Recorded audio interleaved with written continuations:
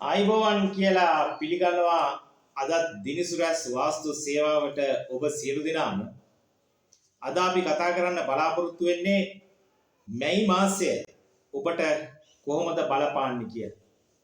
ඔබ දන්නවා අප්‍රේල් මාසය තුල විශේෂ ග්‍රහමාරු කීපයක්ම සිදු වුණා. බ්‍රහස්පති කුම්භ රාශියට පැමිණියා. ඒත් එකම තවත් විශේෂ ග්‍රහමාරු රැසක්ම සිදු වුණා. ඒ සියලුම ග්‍රහමාරු වලදී ඔබගේ ලග්න වලට බලපාන සුබ අසුබ තත්ත්වයන් පිළිබඳව සහ මැයි මාසය තුල ඔබට බලපාන තත්ත්වයන් පිළිබඳව තමයි අද අපි කතා කරන්නේ. ඔබ දන්නවා මේ ග්‍රහමාරුත් අපි මේ ප්‍රතිඵල කියන්නේ පොදු ප්‍රතිඵල. එතකොට රාහු මහදසාව, රාහු අතුරු දසාව, අඟහරු මහදසාව, අඟහරු අතුරු දසාව, සෙනසුරු මහදසාව, සෙනසුරු අතුරු දසාව වගේම සෙනසුරු ඒරාෂ්ටක අපල තත්ත්වයන් ගත කරන අයට මේ ප්‍රතිඵල වල අඩුපාඩු එහෙම නැත්නම් අඩුලුඩුකම් තියෙන්න පුළුවන්. එම නිසා මේ පොදු ප්‍රතිඵල තමයි අපි පවසන්නේ. එතකොට එකින් එක ලග්නයන් වලට සෙනසුරු ඒරාෂ්ටක වගේ තිබ්බාම ඒවා බලපාන ආකාරය අඩු වැඩි වෙනවා. ඒ නිසා ඒකත් ඔබ හිතර ගන්නට අවශ්‍යයි. කොහොම වුණත් මැයි මාසය තුල සුවිශේෂ ලග්න කීපයකටම සුබ ප්‍රතිඵල අත් කරගන්න හැකියාව තියෙනවා. සමස්තයක් හැටියටම ගත්තාම සියලුම ලග්න වලට සුබයි. ඇතම් ලග්න වලට සුළු සුළු අඩුපාඩුකම් තිබෙනවා. කොහොම වුණත් අපි තවත් ඔබගෙන් යමක් ඉල්ලනවා. ඒ තමයි ඔබ මොනවා හරි ඔබගේ ගැටලුවක් ගැන අපෙන් විමසනවා නම් ඒ කමෙන්ට් තීරුවේ උපන් දිනය, වේලාව සහ උපන් ස්ථානය සඳහන් කරන්න. එහෙම නැත්නම් WhatsApp වලින් කේන්දර පිටපතක් එවන්න. එතකොට අපිට ඔබේ ප්‍රශ්නවලට උත්තර දෙන්න හැකියාව තිබෙනවා.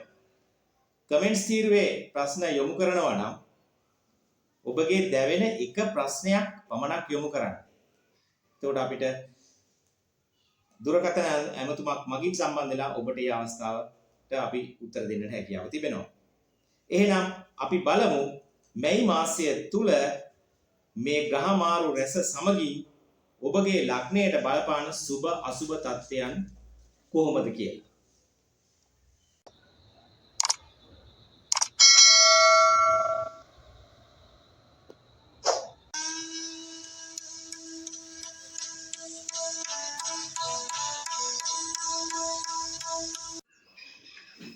අපි බලමු මේෂ ලග්න හිමියන්ට මැයි මාසය කොහොම ගත වේද කියලා.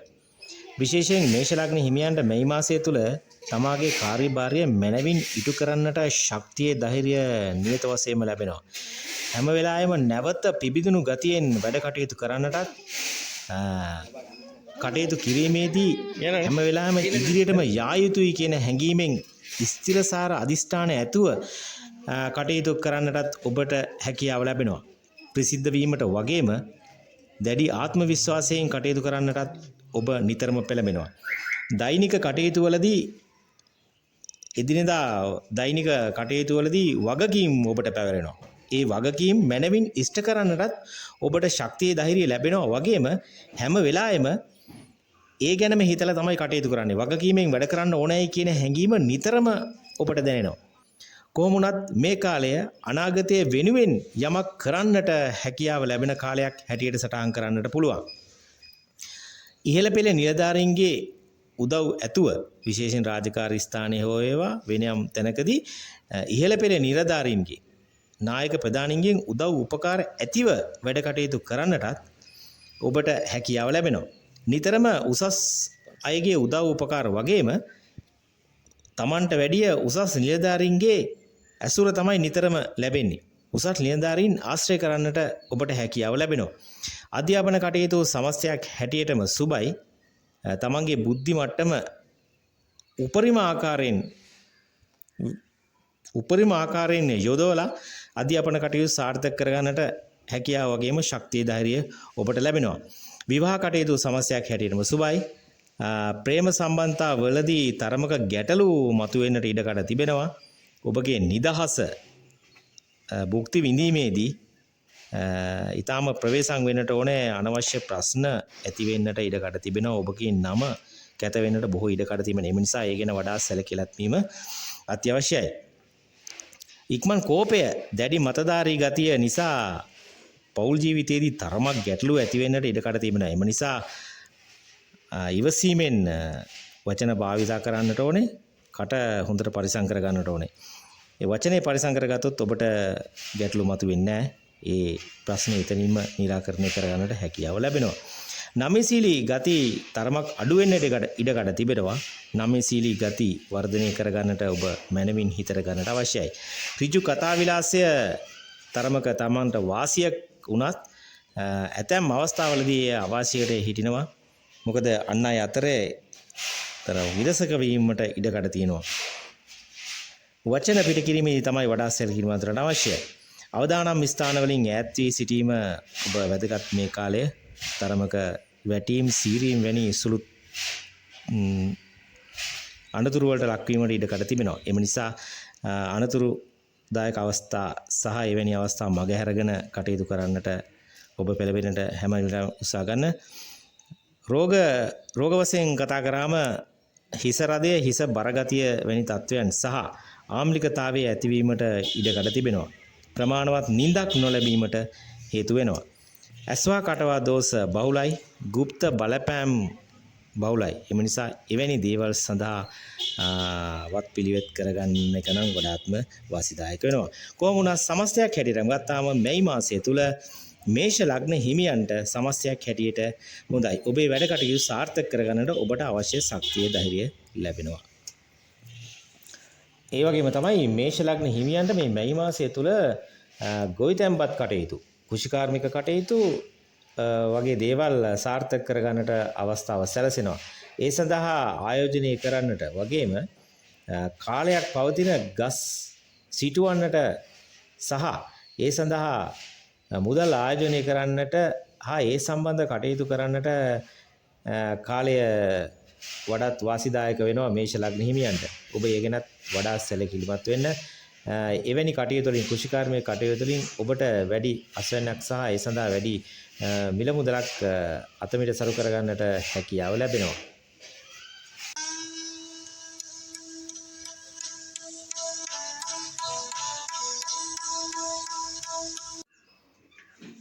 මීළඟට අපි බලමු මැයි මාසයේ තුල වෘෂභ ලග්න හිමියන්ට කොයි විදියටද ගත වෙන්නේ කියලා. විශේෂයෙන් වෘෂභ ලග්න හිමියන් මේ මාසය තුල තමන්ගේ උත්සාහයෙන්ම දැඩි අදිෂ්ඨානශීලීව වැඩ කටයුතු කරන්නට උත්සාහ දරනවා. වෙනත් අයගේ උදව් උපකාර නැතුව තමන්ගේම මහන්සියෙන් තමන්ම වැඩ කටයුතු කරගන්නට අවශ්‍යයි කියලා දැඩි මතධාරී ගතියෙන් යුක්තව කටයුතු කරන්නට පෙළඹෙනවා. කොහොම වුණත් එය වාසිදායක තත්වයක් හැටියට තමයි සටහන් කරන්න හැකියාව ලැබෙන්නේ. කොහොම වුණත් ක්‍රියාශීලී ගතිය ඊටාම වර්ධනය කරගන්නට හැකියාව ලැබෙනවා. දැඩි මතධාරී ගතියත් එක්කම ක්‍රියාශීලී ගතිය සිතට ගතට දෙකටම ක්‍රියාශීලී ගතිය වැඩි වෙනවා. මිනිසා හොඳ වාසනාවන්ත කාලයක් හැටියට තමයි වෘෂභ ලග්න හිමියන්ට මේ මැයි මාසය ගතවන්නේ. වචනයෙන් වැඩ ගැනීමේ හැකියාව තිබෙනවා ඔබට. ඔබ යම් යම් දේවල් සඳහා වචන භාවිතා කිරීමේදී වඩා සැලකිලිමත් වෙන්නට ඕනේ. තියුණු වචන පිට වෙන්නටත් ඉඩකඩ තියෙනවා. කොහොම වුණත් වචනයෙන් වැඩ ගැනීමේ හැකියාවත් ඔබට මේ කාලය තුල තියෙනවා. අධ්‍යාපන කටයුතු සමස්තයක් හැටියටම සුබයි. තමන්ගේ බුද්ධි මට්ටම උපරිම ආකාරයෙන් වැය කරලා අධ්‍යාපන කටයුතු සාර්ථක කරගන්නට හැකියාව ඔබට ලැබෙනවා. සමස්තයක් හැටියට අධ්‍යාපන කටයුතු සඳහා සුබයි. ප්‍රේම සම්බන්ධතා සඳහා කාලය සුබයි. විවාහ කටයුතු සඳහා කාලය සමස්තයක් හැටියටම සුබයි. විවාහ ගිවිස ගැනීමේ අවස්ථාවට මේ අවස්ථාව කරගන්නට හොඳ අවස්ථාවක් තියෙනවා. රැකියා කටයුතු සඳහා හොඳ දායකත්වයක් නායක ප්‍රධානීන්ගෙන් ලැබෙනවා. රැකියා අවස්ථාව තුල තමන්ගේ ගෞරවාන්විත නම රැකගනිමින් වැඩි කැපකිරීමකින් රැකියා කටයුතු නිරත වන්නට අවස්ථාව ලැබෙනවා. අන් අයගේ සහයෝගයත් අනිත් සහෝදර සේවක සේවිකාන්ගේ සහයෝගයත් ඔබට ලැබෙනවා රැකියාව තුලදී. ඒ නිසා ඒක හොඳ තත්ත්වයක්. වයසක අසරණ අය වෙනුවෙන් වැඩි කැපකිරීමක් කරන්නටත් ඔබට අවස්ථාව සැලසෙනවා. වයසක අසරණ අයට වැඩි කැපකිරීමක් කරන්නටත් අවස්ථා සැලසෙනවා වගේම ඔවුන්ගෙමුත් යම් යම් උදව් උපකාර ලබා ගන්නට ඔබට හැකියාව තිබෙනවා. කොහොම වුණත් අන්‍යෝන්‍ය විශ්වාසයකින් අන්‍යෝන්‍ය සහෝදරත්වයකින් වැඩ කටයුතු කරන්නටත් සහයෝගය ලබා ගන්නටත් ඔබට හැකියාව ලැබෙනවා. කලා ශාස්ත්‍රයට සම්බන්ධ අයටත් සහජ දක්ෂතා වලින් වැඩ කටයුතු කරන අයටත් හොඳ කාලයක් තමන්ගේ නම ප්‍රසිද්ධ කරගන්න වගේම එම කටයුතු සාර්ථක කරගන්නට ඔබට අවස්ථාව සැලසෙනවා. කෘෂිකාර්මික කටයුතු සඳහා කාලය සුබයි. තමන්ගේ වගා කටයුතු සාර්ථක කර ගැනීමටත් ඒ සඳහා වැඩි මුදලක් වැය කරන්නටත් ඒ සඳහා ආයෝජනය කරන්නටත් හොඳ කාලයක්. කල්පවතින ගස් වලින් ලබන ආදායම් වලට වගේම කල්පවතින ගස් සිටුවන්නට ඒ සඳහා මුදල් ආයෝජනය කරන්නට ඒ සඳහා වටපිටාව සකස් කර ගන්නට ඔබට මේ ලැබෙන කාලය හොඳ කාලයක්. වෘෂභ ලග්න හිමියන්ට මේ මාසය කොහොමුණත් ඔබගේ තියුණු වචන නිසා ගැටලු මතුවෙන ඉඩ කඩ තිබෙන නිසා තියුණු වචන භාවිතා කිරීමෙන් වළකින්න. ඒ සඳහා වැඩියෙන් හිතන්න. පවුලේ සමගිය වෙනුවෙනුත් මෙය තියුණු වචන බලපානවා. සමගියට හානි වෙන්නට පුළුවන්. ඒ වචන දුරදිග යෑමෙන් පවුලේ ප්‍රශ්න දුරට යන්නට ඉඩ කඩ තිබෙන නිසා නම්‍යශීලී ගති වර්ධනය කරගන්න. වචනය පරිසම් කරගන්න. හිස රදය හිස බරගතිය වැනි තත්වයන් ඇති වෙන්නට ඉඩ කඩ තිබෙනවා. ඒත් එක්කම යටිපතුල් දැවිල්ල පැලෙන ගතිය ඇති වෙන්නට ඉඩ කඩ තිබෙනවා. ප්‍රමාණවත් නිින්දක් නොලැබෙන්නට හේතුයි. එම නිසා ඔබ ආහාර ද්‍රව්‍ය ගැන සහ මානසික සුවය ගැන වඩා සැලකිලිමත් වන්න. කොහොම වුණත් මේ දුර්වලතයන් මග හැරවාගෙන වැඩ කටයුතු කරන්න. මෙහි තිබෙන දුර්වලතයන් සහ හොඳ තත්ත්වයන් ඔබ සංසන්දනය කරලා ඔබගේ ජීවිතයේ කටයුතු මේ විදිහට හැඩගස්ස ගන්න ඔබට වැඩි වාසිදායක තත්ත්වයක් අත් කර ගන්නට පුළුවන්. වෘෂභ ලග්න හිමියන්ට මේ මාසය තුල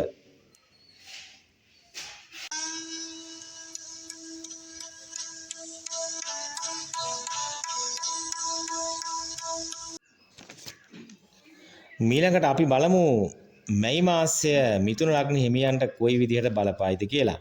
මිථුන ලග්න හිමියන්ට මැයි මාසය තුල විශේෂයෙන් තමන්ගේ සිතට ගතර දෙකටම දැඩි ශක්තියක් ලැබෙන කාලයක්. ඊටාම ධෛර්යමත් ලෙස දෛනික කටයුතු වල නිරත වන්නටත් ඊටාම වේගෙන් අදිසරව තමන්ගේ වැඩ කටයුතු කරන්නටත් හැකියාව ලැබෙනවා. මුදල් ඉතිරි කරගන්නට මුදල් අනාගතය වෙනුවෙන් මුදල් ඉතිරි කරගන්නට දැඩි සිත් පහළ වෙනවා. දැඩි සිතක් ඇති කරගන්නවා අනාගතය වෙනුවෙන් ඉතුරු කරන්නටම ඕනෑ කියලා. ඉතින් ඉතිරි කර ගැනීමේ ටිකක් ඉතිරි කර ගැනීමේ හැකියාවත් ඔබට ලැබෙනවා. ඉහළ පෙළේ නිලධාරීන්ගේ උදව් උපකාර ලබා ගැනීමේ හැකියාව. රැකියා අවස්ථාව තුළ නායක ප්‍රධානීන්ගෙන් උදව් උපකාර ඇතිව වැඩ කටයුතු කරගන්නටත් එම වැඩ කටයුතු තමන්ගේ අභිමතයේ පරිදි තමන්ගේ සැලසුම් වලට වැඩ කටයුතු කරගන්නටත් අවස්ථාව ලැබෙනවා නායක ප්‍රධානීන්ගෙන් උදව් උපකාර ඇතුව. විශේෂයෙන් ගත්තාම මිථුන ලග්න හිමියන්ට මේ මාසය තරමක වාසිදායක කාලයක් තමයි. ප්‍රේම සම්බන්ධතා සඳහා කාලය සුබයි. සුළු බාධා ඇතිවුවත් ඒවා ක්‍රමක්‍රමයෙන් පහ වෙලා යනවා. විවාහ කටයුතු සඳහා සමස්තයක් හැටියටම හොඳයි. අධ්‍යාපන කටයුතු වල නිරත වන අයට කාලය හොඳයි. තමන්ගේ අධ්‍යාපන කටයුතු දියුණු කරගන්නට සාර්ථක කරගන්නට මේ මාසය තුල වාසියක් අත් වෙනවා. තමන්ගේ චිත්ත ධෛර්යය හොඳින් පවත්වා ගන්නටත් මානසික ඒකාග්‍රතාවය මනමින් පවත්වා ගන්නටත් බුද්ධි මට්ටම ඉහළින්ම යොදවලා කටයුතු කරන්නට අවස්ථාව සැලසෙනවා. ඇස්වා කටවා දෝෂ බහුලයි. গুপ্ত බලපෑම් වලට හේතුයි. රහස් සතුරු කුමන්ත්‍රණ වලට ඉඩකඩ තියෙනවා. එම නිසා ආශ්‍රය කරන අය අතර තමන්ගේ පෞද්ගලික දේවල් පැවසීමෙන් වළකින්න. ආශ්‍රය කරන අය ගැන වඩා සැලකිල්ලක් දක්වන්න. গুপ্ত බලපෑම් වලට සතුරු කුමන්ත්‍රණ වලට හේතු වෙනවා. එම නිසා දෛනික වැඩවලදී වැඩ කටයුතු දෙවරක් සිතා බලා කරන්න. මනා අවධානයෙන් පසුවන්න වටපිටාව ගැන. කෘෂිකාර්මික කටයුතු වගේම කල්පවතින ගස් වලින් ලබන ආදායම් වලට මධ්‍යස්ථ ප්‍රතිඵල තමයි තියෙන්නේ. කොහොම වුණත් සුළු අපදා පැමිණෙන්නට පුළුවන්. කොහොම වුණත් සමස්තයක් හැටියට ඒවා සාර්ථක කරගන්නට අවස්ථාව තියෙනවා. ඒවත් දුර්වලතෙන් ක්‍රමක්‍රමයෙන් මග හැරීගෙන යනවා ඇති. ලිපිද්‍රව්‍ය සම්බන්ධ කටයුතු වල වඩා සැලකිලිමත් වෙන්නට අවශ්‍යයි. බැංකු වලට ඇප වලට අත්සන් කරනවා නම් ඔබ සැලකිලිමත් වෙන්න. ඒ සඳහා අත්සන් නොකර ඉන්නවා නම් වඩාත් වාසිදායකයි. එවැනි දේවල් වලින් ලිපිටාව්‍ය සම්බන්ධ කටයුතු වලදී කාලය සුබ නැහැ. බැංකුව ඇපවලට අසන් තැබීම සුදුසු වන්නේ නැහැ මේ කාලය මේ මාසය තුල. අත්‍යවශ්‍ය නොවන ගමන් බිමන් සඳහා ඉඩකඩ ලැබෙනවා.